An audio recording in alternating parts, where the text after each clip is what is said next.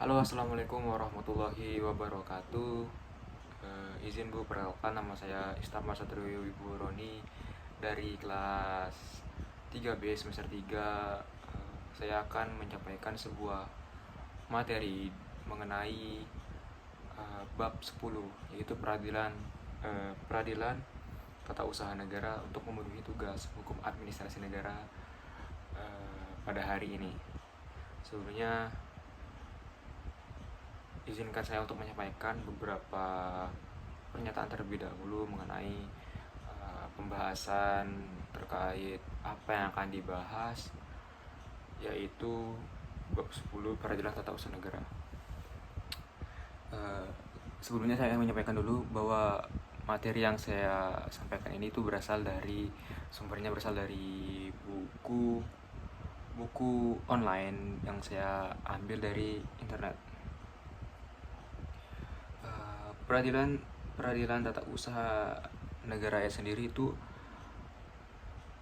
ada di Indonesia karena Indonesia menganut konsep negara hukum barat yang yaitu restart. Seperti ada 3 peradilan wajib yang ada di Indonesia sesuai amanat Undang-Undang Dasar Republik Indonesia tahun 1945 pada pasal 24, yaitu peradilan umum untuk kasus perdata dan pidana, peradilan agama untuk kasus perkawinan dan lain-lain, peradilan militer untuk para militer, dan peradilan tata usaha negara adalah suatu badan sebagai tempat warga masyarakat mencari keadilan dan harapan dapat memperoleh keadilan itu sendiri. Sebab ada kalanya aparat pemerintah dalam penyelenggaraan pemerintah itu membuat keputusan yang melampaui batas wewenangnya, atau ada kekeliruan dalam menerapkan peraturan hukumnya saat menyelesaikan suatu masalah tertentu yang konkret atau abuse the droid, sehingga akibatnya ada warga masyarakat yang dirugikan oleh keputusan itu. Lalu bahwasanya peradilan itu mempunyai wewenang yudikatif. Apa maksud dari wewenang yudikatif? Wewenang yudikatif itu sendiri itu menyelesaikan sengketa yang timbul dalam bidang tata usaha negara antara orang atau badan hukum perdata dengan badan atau pejabat negara, baik di pusat maupun di daerah, sebagai akibat dikeluarkannya keputusan tata usaha negara, termasuk sengketa kepegawaian berdasarkan peraturan perundang-undangan yang berlaku. Nah, lalu apa sih dasar keluarnya peraturan tata usaha negara itu sendiri? Dasarnya adalah selain amanat dari Undang-Undang Dasar 1945 dan Undang-Undang Kekuasaan Kehakiman, ada undang-undang khusus dan peraturan-peraturan khusus tentang pelaksanaan peraturan tata usaha negara, yaitu Undang-Undang Nomor 5 Tahun 1986 Jo, Undang-Undang Nomor 9 Tahun 2004 Jo, Undang-Undang Nomor 51 Tahun 2009 tentang perubahan atas Undang-Undang Nomor 5 Tahun 1986 tentang peradilan tata usaha negara. Lalu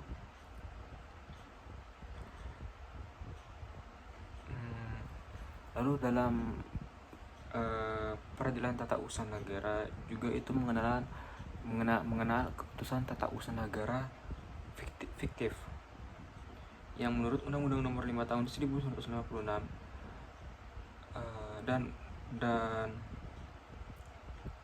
tugas tersebut menentukan prinsip dasar, itu setiap badan dan atau pejabat tata usaha negara wajib melayani setiap permohonan warga masyarakat yang dia terima apabila hal yang dimohonkan pada dia menurut peraturan dasar yang menjadi tugas kewajibannya. Nah, jikalau ia menaikkan kewajibannya itu maka walaupun dia tidak berbuat apa-apa terhadap permohonan ditemanya, undang-undang menganggap telah membuat penolakan terhadap permohonan tersebut.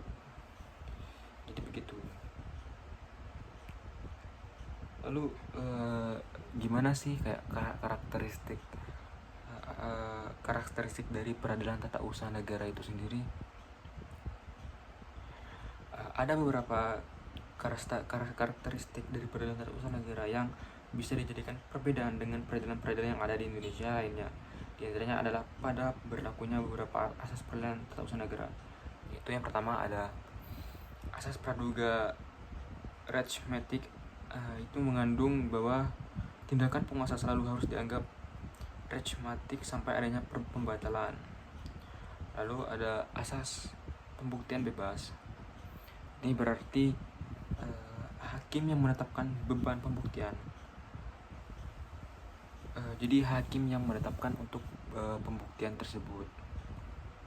Lalu ada asas keaktifan hakim.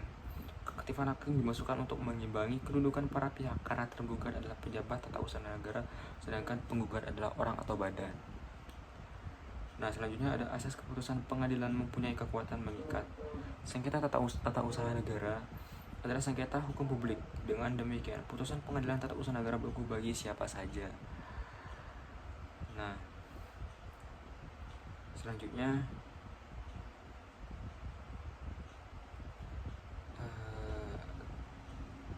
saya akan membahas tentang upaya administratif.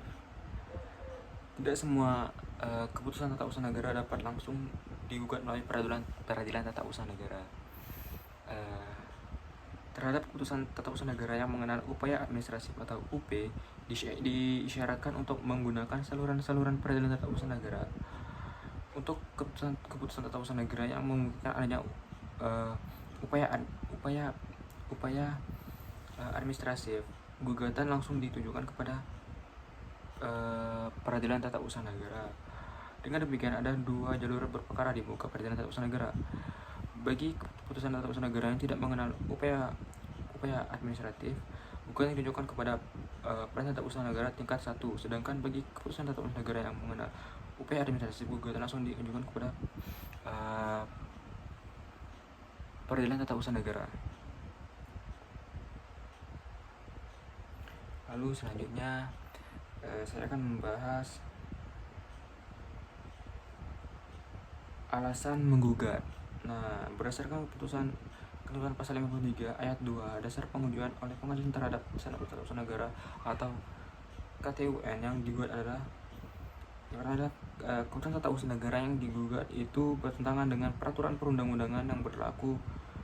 Penjelasan undang-undangan ini mengetengahkan 3 hal dalam pengertian, yaitu bertentangan dengan peraturan perundang-undangan yang berlaku, yakni bertentangan dengan ketentuan-ketentuan dalam peraturan perundang-undangan yang bersifat prosedural atau formal. Yang kedua adalah bertentangan dengan ketentuan-ketentuan dalam peraturan perundang-undangan yang bersifat material atau substansial. Lalu yang ketiga adalah dikeluarkan oleh badan atau pejabat tata usaha negara yang tidak berwenang. Nah, terkait pembahasan mengenai bab 10 untuk mata kuliah hukum administrasi negara, yaitu tentang peradilan tata usaha negara, saya mohon maaf jika ada kekurangan penyampaian, karena apa yang saya sampaikan ini berdasarkan dari buku online dari yang saya ambil dari internet itu sendiri. Jadi jikalau ada keterbatasan materi atau keterbatasan penyampaian, saya mohon maaf. Mungkin itu yang dapat saya sampaikan mengenai materi pada hari ini. Saya ucapkan terima kasih. Wassalamualaikum warahmatullahi wabarakatuh. Saya Islamar Satrio Wibowo nih dengan NIM 402 112 1092. Pamit undur diri. Wassalamualaikum warahmatullahi wabarakatuh.